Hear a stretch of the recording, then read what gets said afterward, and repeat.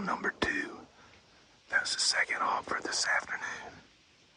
We got one really big hog coming in here. I'm saving my heavy-duty arrows for it. I only brought 2 of my other arrows with the Rage 100. This has got the 250 grain bear cut on one side, broadhead. This arrow weighs 965 grains. I got it for buffalo and Cape buffalo in Africa. So we're about to try it out. Hopefully that big one will show up.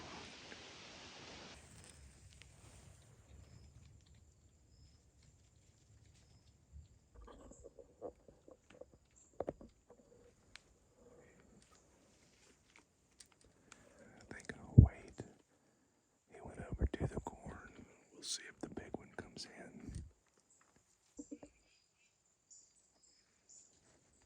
So this lock-on stand that I have was set up about 23 yards from that feeder. This is a Banks gravity feeder, and you can tell that the hogs are a little weary. The wind is circling. That one just got my wind and took off. This next hog, he kind of comes sneaking in, actually gets on his knees on the front, but managed to get a shot off.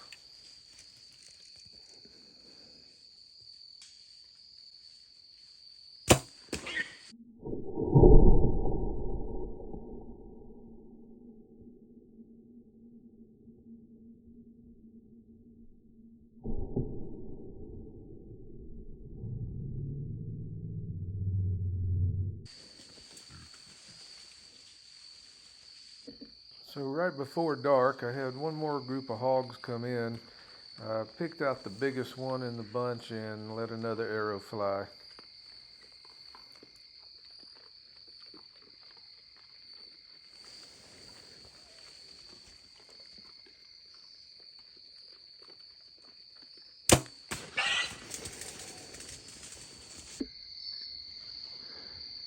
Well, that's 4 shots on 4 hogs. All 4 hits. I'm not sure if I can find them all, but we got 4 shots on them. You can see we definitely got a hog problem. So I'm trying to get rid of as many as I can. But it's almost dark now, so I'm gonna go ahead and get down.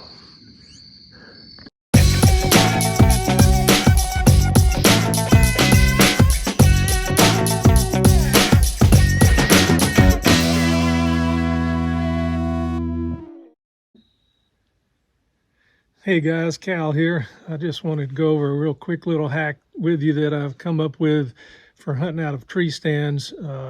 It's December the 7th right now in 2023 here in south central Alabama. And a few years ago in Alabama, they started letting us hunt over corn. And so nowadays we hunt over feeders a fair amount. And a lot of times we have trees that are ideal for a tree stand, but they're too close to the ideal spot for the feeder, or maybe they're too close to your scrape you're hunting over, or a trail or cross trails or whatever. And so I've come up with this little hack, and I'm just gonna, it's just a silly little thing, but it helps hide you if you're a bow hunter when maybe you don't have enough cover or you're too close to where the deer are. Okay, here's what you're going to need to make this work is 2 of these. These are called Easy Hanger. They're made by Real Tree Outside, or Real Tree Outfitters, I think it is. On Amazon, they're 20 bucks a piece, but they're really handy because they screw into the tree, but they also have 3 legs on it so that they come out away from the tree a fair amount. Now, the other thing they have is they actually come with a phone holder on the end of the thing. So you can put your phone on one of them and actually film while you have these screwed in. Now, I added this part. This is actually a negative ground clip that I got from Lowe's. And I will leave a picture. I'll show you a picture of the SKU number where I got that at Lowe's. And then I took the regular screw out of it, and I bought a thumb screw for it also at Lowe's. And I'll also show you that.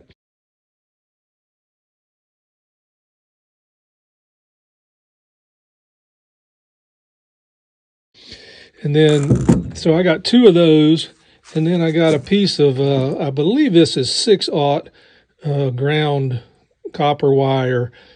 I think I got 8 feet of it, and you want it stiff enough to where when you bend it, it holds its shape, but you also want it small enough that it will go in that hole right there where that thumb screw is.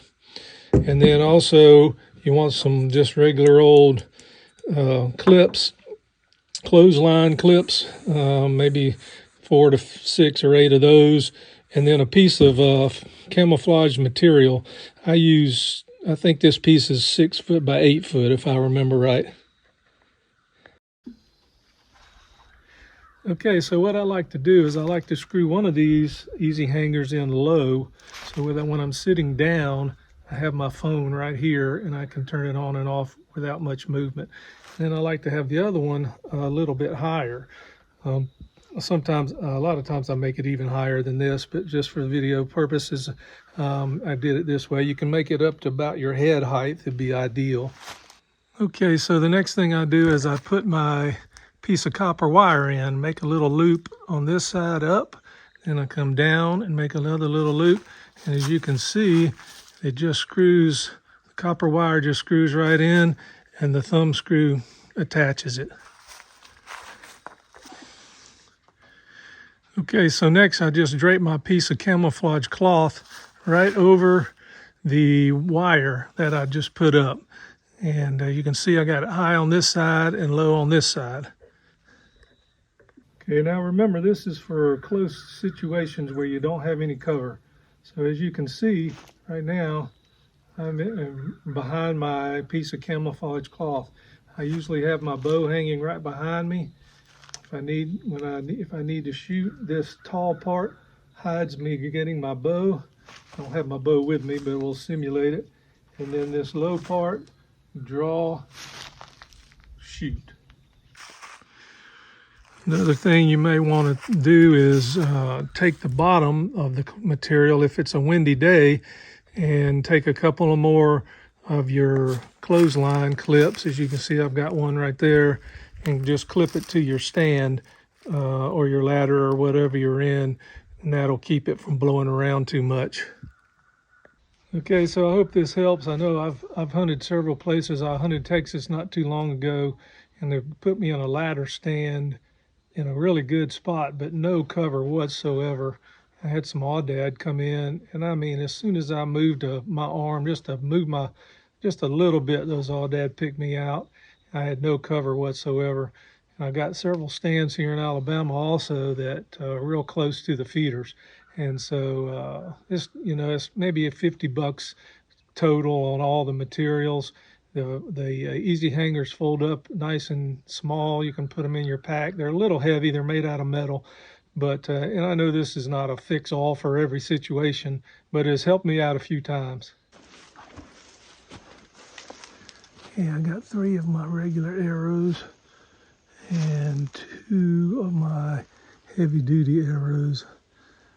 If I get that big bore in there, I'm going to try out my heavy-duty arrows and see how I do with my penetration on them. Getting ready to go on a hunt in Texas, and they have bison there. I might be hunting a bison. We're not sure yet, but I'm hoping these heavier arrows will penetrate better. So here we go.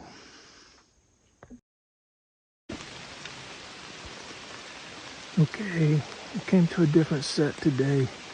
We have a bunch of hogs at this set also, and there's one great big boar hog in here. And I actually just saw him right as I got in here. He just kind of walked off behind me back here. I'm hoping he'll come back. You can probably tell it's raining, and it's supposed to rain harder throughout the day, so I don't know how long I'll stay. But this big boar hog has been coming in. I was hoping to get a shot at him. I probably could have shot him when I walked in, but I didn't have my camera ready and wouldn't have got the shot on film, so it's not that big a deal. But I'm going to turn my camera around and show you the setup that we got.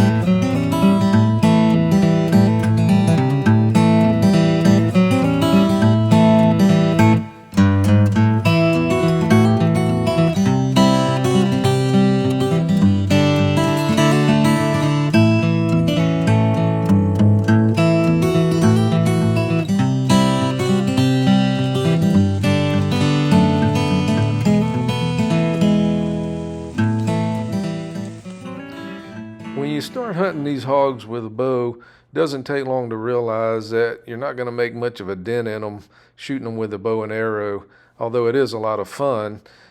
So we opted to get the pig brig trap. The pig brig is a net trap. You leave it up high like you see in this picture. You start baiting and get the hogs used to coming in, and then gradually put the bait on the inside. And as the hogs get used to going in, you gradually lower the net. And then once you get ready to catch them, you go ahead, lower the net all the way to the ground. The hogs root under the net to get to the corn, and then they can't get out. You can see here this is fully baited.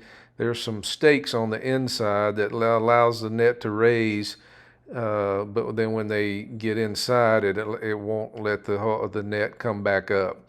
You can see here we caught 19 hogs the first time we set the pig brig trap.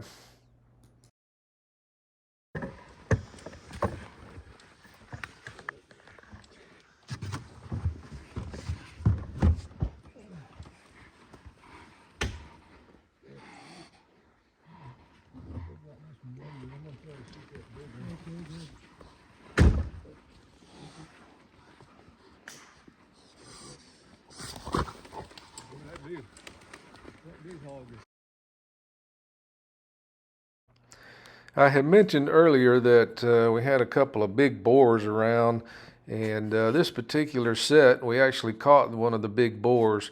You can see here on the scale that boar weighed 272 pounds. This top little black marker, the bottom of it is the line that tells the weight, and that was set right at 272.